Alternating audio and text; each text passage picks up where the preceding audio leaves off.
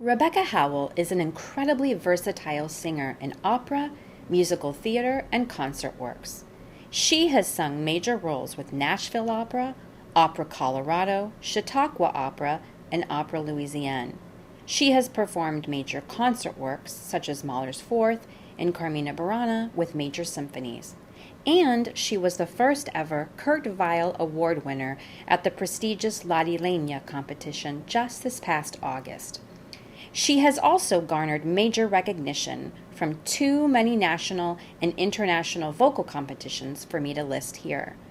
She is so versatile that she is the first singer ever to be both a national semifinalist at the Nats Classical Artist Award and the Nats Musical Theater Competition in the same year.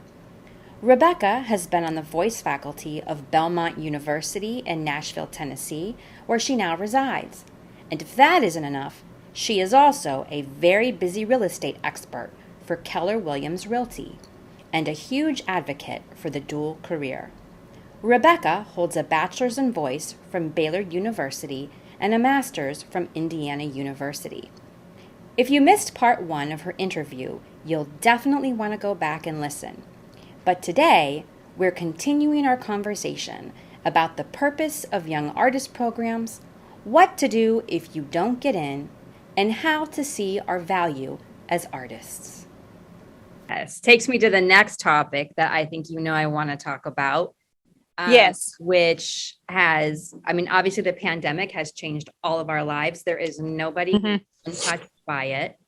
But speaking of any piece, I want to get into the fact that you have gone from young artist, you've management, which we won't get into today. I'd wanted to, but I'll bring you back part 2. Okay, great. Yes, because we could talk for hours. But we could. You had management, you had all of these things, that every singer dreams of, right? Because I got this. Hit, right? I lost my work overnight. March 13th, I was employed. No, March 12th, I was employed. March 13th, right? It's not. And the same for you. And we were all regrouping, and you made a big decision, a bold decision. And how that has played out for you and your musical career, I would love for you to share, because it is it's a really important topic. Everything we've talked about has been important, but this might be the most important topic to talk about, and one that musicians, I think, are afraid to talk about. Yes. I'm going to let you take it from here. Yeah. So I'll just tell you a little story. So like you said, March comes along, 2020, and musicians who were employed, all of a sudden overnight, gigs were canceled. We have nothing, unemployment. Who knows, how long this will last, what's going to happen. And at that time, I was in Nashville with my family, grew up in Houston, and then most of the Howells migrated to Nashville. And so I'm home, and all of a sudden all my gigs get canceled. And meanwhile, I wasn't planning to live in Nashville. When a large portion of my family moved to Nashville, my thought was, I might as well go. There's an airport in Nashville. I'll come too. Okay. And then all of a sudden I find myself grounded in Nashville. Yes, right. And I was like, okay, all right, we're going to figure this out. So I didn't, a lot of people got the unemployment. I didn't feel like that was the right call for me at that time. I decided to go get an essential job, or I was going to go stir crazy because I have to be doing something, or else it's just me. Anyway, so it was hilarious. I went and put in an application for Kroger because I had some, I had some experience in undergrad as a cashier at a grocery store. Kroger didn't want me. And, and then I also I was thinking, okay, what else can I do? And I had worked at a Chick-fil-A all while I was in high school. And so I went, yes, I know. And so I went to the Chick-fil-A that was 5 miles from my house, and I demanded that they give me a job. And they did. They did. Yes. Yeah. And so I worked in the drive-thru at Chick-fil-A from March of 2020 until July of 2020. Wow. Okay. And I worked full time evening shift from 2:30 p.m. until 8:30 every day.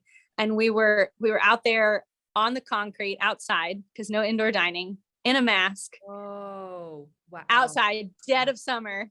Yeah. My pleasure. Whitest lie I've ever told. Anyway. But anyway, Yeah. when you have an experience like that, you start to evaluate, okay, this is an interesting life I'm living. Yeah. You know, because I'm someone with 2 advanced degrees. And Kroger Who won't even had hire you for a cashier for any, yeah. Kroger won't even hire me as a cashier. And I had everything going for me. I had a manager. I had a house debut coming up in the title role. I had a symphony contract coming up. Yeah. I was going to cover one of the biggest name coloratura sopranos in a summer festival in a huge role. And all of a sudden, overnight, it was all gone because our industry is not deemed essential. Yeah. For better or for worse, that's just the situation. Right. And so I was faced with, okay, I don't want to ever find myself in this position again. Yeah. B, what am I going to do about it? And so I called a friend of mine whose name is Andi Moore, who is a brilliant soprano. And she made her Metropolitan Opera debut as the Strawberry Woman in Porgy and Bess. And I had seen her. She's so good. So good. Yes. Yeah, brilliant. She was also Amal. She wasn't Amal. She was the mother in Andi. You weren't Amal. I know. I saw it. She was the mother in Amal and the Night Visitors at On-Site Opera, and that was brilliant too. And so I had seen on social media she was also in real estate, and she owns her own company. And she's doing this while she's also singing and raising 2 children. And I thought, okay, if Andi can do that, maybe I can do that too. And so I gave her a call and I said, all right, here's where we are. I don't know, do you think I would be any good at this? I'm at least thinking about it. Because the other options that I was considering were, the owner of Chick-fil-A told me I would be a great Chick-fil-A operator if I wanted to learn how to own a franchise in Chick-fil-A. And I was like, I don't know that that's exactly for me. Right. Or I was considering maybe going back to school and starting a doctorate online. Okay. And that wasn't appealing either. And I also didn't want to stay at Chick-fil-A because I didn't feel like I could smell like a chicken nugget any longer. And so I was thinking, okay, Andi says that I would be good at real estate. So let's see what we do. Never sold a house in my life. I like looking at pretty pictures of houses, but I've never done it. And she told me something very interesting. She said, you have the skill as a singer of learning an entire opera in a foreign language, performing it from memory and putting it on its feet in front of thousands of people, doing that under pressure. If you can learn how to do that, you can learn how to do anything. That's fabulous. Yes. It's true. Yeah. And it's true. It's absolutely true. The other skills, Mm-hmm. right? Because all of those skills that you know how to do as an artist and I know how to do is related to so many other things that we can do in this world besides stand on stage, right? Yeah. We are master learners. And we are masters of taking in information and then turning it around and using it. Yeah, it's wonderful. And that's a brilliant skill to have and to recognize that you have. And so I signed up for my online real estate licensing course on my birthday. Wow. And that was in May, and I did it in 4 weeks. Wow. It was a 90-hour course. I did it in 4 weeks. At that time, I was working full-time at Chick-fil-A in the evening. So I would get up in the morning, work out, was training for a 5K because, again, I had to do something. And I did my real estate course in the morning. And then I would go to Chick-fil-A and then rinse and repeat the next day. Yeah. And I did it in 4 weeks. And I joined a team after that, a wonderful team of agents that's part of Keller Williams. So my company that I work with is the Huffaker Group. I didn't realize or recognize how great they were before I got onto it, but they're actually the number one recognized expansion team in the Southeast for Keller Williams. So these people are brilliant. And it's wonderful to walk into a room and like, it's always great to not be the smartest person in the room, but then when you find yourself suddenly in a room of just giants and amazing people who are using their skills and building lives and living them, it's just invigorating and exhilarating to be in their company. In their company. Right. And yeah. And so I joined that team. And it was, it's been a whirlwind since. So many things have happened. But in my first year in real estate, I sold 11 houses. I helped 11 families achieve their real estate dreams, which I never thought that would be thrilling or exhilarating. I mean, it's one thing to have a thrilling and exhilarating experience of walking out onto a stage in front of thousands of people and singing with an orchestra. That's thrilling and exhilarating.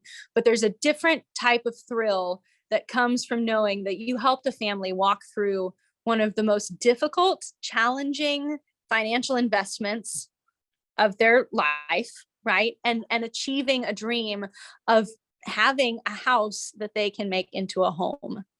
That's thrilling and exhilarating in another way, truly.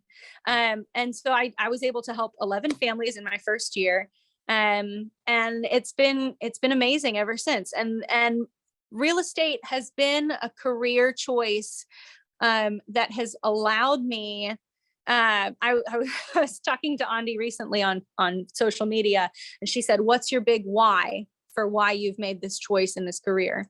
And I really had to think about it. And it was to help families, right? And then the other part of that was to free my artistry from the task of feeding me.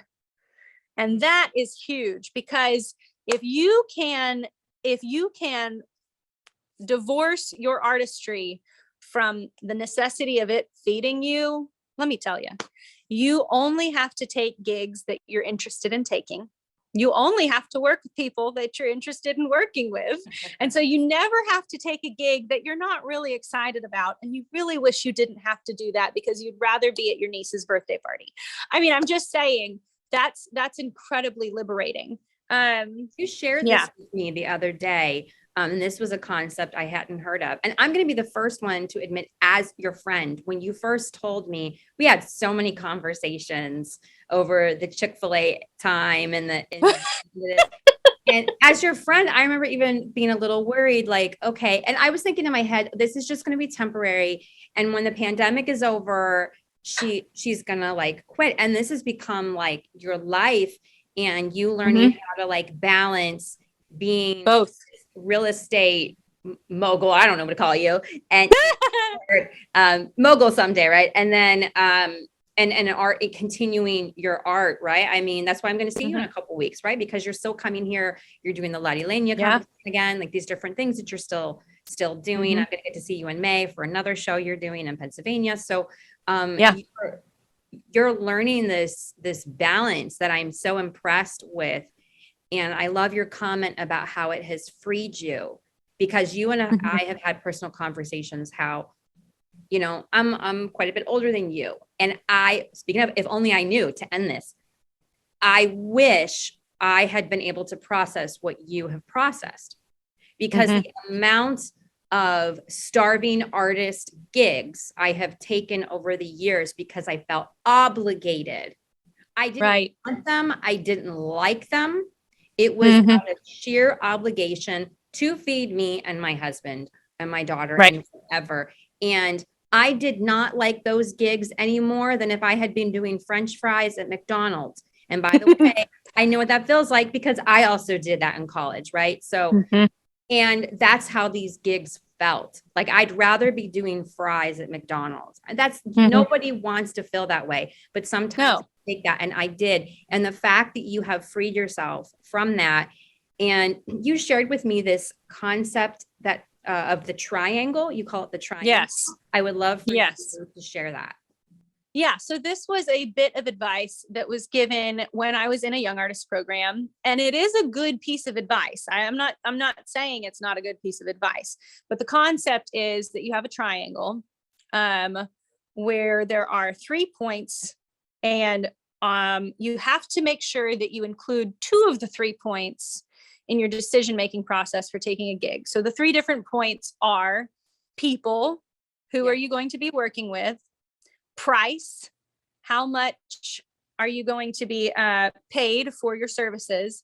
And then the third one was production, or type of work. So people, price, and production. Are you excited about the art that you're going to be making? Is it a piece of art that interests you? Right. So by following this logic, if it's the right piece at the right price, if you have to work with terrible people, that's okay, because you got 2 of your P's out of the triangle. Or if it's the right people and it's the right production, but they're not going to pay you that much, then that's okay, because you've still got, an exciting thing to come up. Or if it's the right price and the right people, but you absolutely hate the work, then it's still the right gig to take, because you have 2 of the 3 P's. And my whole point now is, okay, what if you just remove the price, right? And at that point, you only take gigs where you're working with people that you're really excited to work with, and you're only doing art that you're really excited to make. And let me tell you, I think it's been the most freeing thing in my life to not have to worry about a price tag on my art. I'm not saying I value it any less. I know I'm a very good artist. I know that it's really high quality art, and other people believe so too. The Kurt Weill Foundation happens to think that I'm a very good artist, especially with Kurt Weill's works, which is why I'm the first person to ever win that award last year. But let me tell you this, I had never entered that competition before, because I didn't have time, because I was in a young artist program, or I was in school, or I was doing all of these other things. And not all 3 of the P's were lining up, but I felt like I had to do those things because I was an artist, and that was the path, and that was all the things. If I had realized sooner that if you have something else that can feed you, and then you only have to make art with the people that you want to work with, and only do the art that you want to do, I would have found out that my niche is doing bel canto to canbelto a lot sooner. Yeah. Right. I remember when you were here for Lottie Lane, a conversation you had with me, and I don't know if you remember it, but you said to me, because this was what, August, I think it wasn't. Yeah. August. Yeah. Not that long ago. And you said to me, Sheree, I've never felt so free and excited to perform in this competition. You were financially free, and you made the comment to me, and it stuck with me ever since, about you felt this sense of joy and privilege getting to the competition, because it wasn't about the money, right? Of course you wanted to win the money, but who doesn't want to win money? Right, money, but it was like the cherry. You described it as the cherry on top. So it was like, you said to me, you weren't going into the competition. Like you said prior, you would have gone into it with this mentality of, I have to win. Right. Right. So there's some anxiety that is attached to that. If I don't win, then how am I going to continue to survive? But because you were able to go into it, what you're talking about, like this triangle idea, it was fun. It was enjoyable. It was something that you wanted to do. And I think, quite frankly, that is one. I mean, obviously you're a wonderful artist. I'm not taking away from that, but I think not having that tension and that stress, that financial allowed you to just wholly be you with no strings attached. Right. Of course, right. On a really great financial prize as a result, Right. But you never, I mean, honestly, I can look back to just thinking about like past conversations with yourself in your head, right? You think about what it must be like to be the lead soprano in a production. And okay, you've got to make every single note beautiful. And you have to do all of this because if it's not, it's going to be in the review. And if someone reads the review, then they won't hire you for the next one. And if they don't hire you, then you don't have any money and you're not going to be able to eat or pay your rent or what else, and that comes down to the bottom line every time. And my point is, if you remove the bottom line, yes, of course you want it to be high quality. Yes, of course you want to get a good review. Yes, of course you want all of these wonderful things, but it's not tied to an essential need of food and shelter for you. It's more tied to the joy of getting to make this art. And why are you making this art? It's not because I have to eat. It's because I love doing this. This is the thing that I get to do. This is the thing that I want to do with my time. And it's a break from the rest of my daily life where I'm doing this other business thing and all of this other things, so it is incredibly liberating. That's amazing.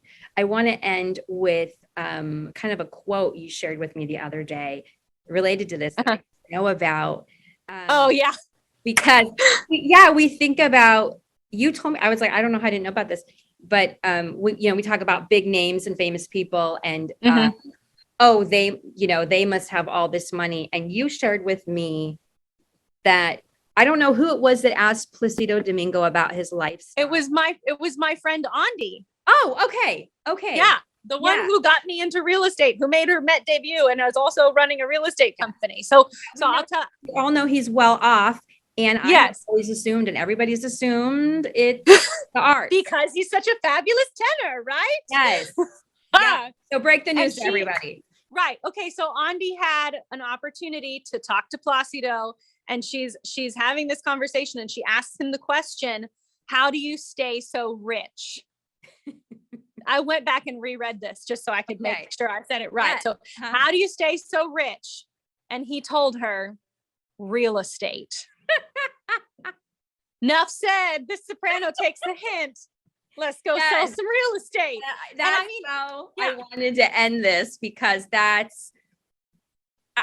don't think there's anything either of you can say beyond that, right? No. And no. Look, you're not telling anybody to go out and be in real estate like you, but I think we have to talk about just the whole dual career concept and what it means to be an artist and the financial and the realities. Yes. And you have just done it so beautifully and successfully. And I'm so happy for you, how you turned a really difficult 2 years into something really amazing. And you're coming out of that.